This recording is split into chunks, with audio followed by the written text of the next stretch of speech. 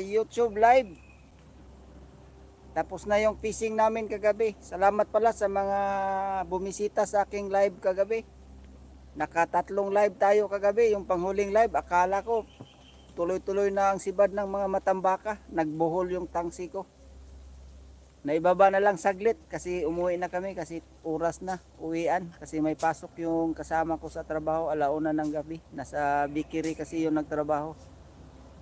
Kaya priority namin yung trabaho, libangan lang namin yung pagpipishing. Kahit papaano mga kabayan, mayroon pin rin kaming nahuling mga pang-ulam. Ayan po mga lahat namin nahuli. Siguro kung overnight, mas marami pa dito. Pero hanggang 10:30 lang kami kagabi. Pero okay na.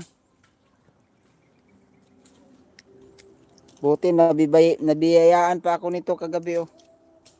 Yan sa mga hindi nakakita sa aking live kagabi.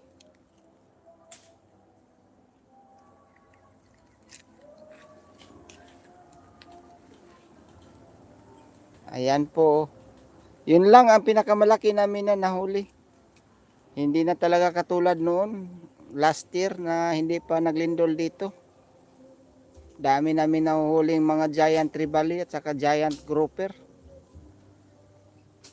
Mga malaguno. Ngayon wala na. Ito na lang palaging present mga kabayan. Itong mga dilaw.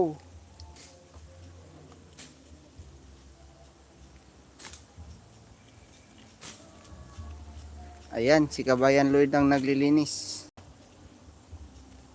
Wala akong malagyan sa camera.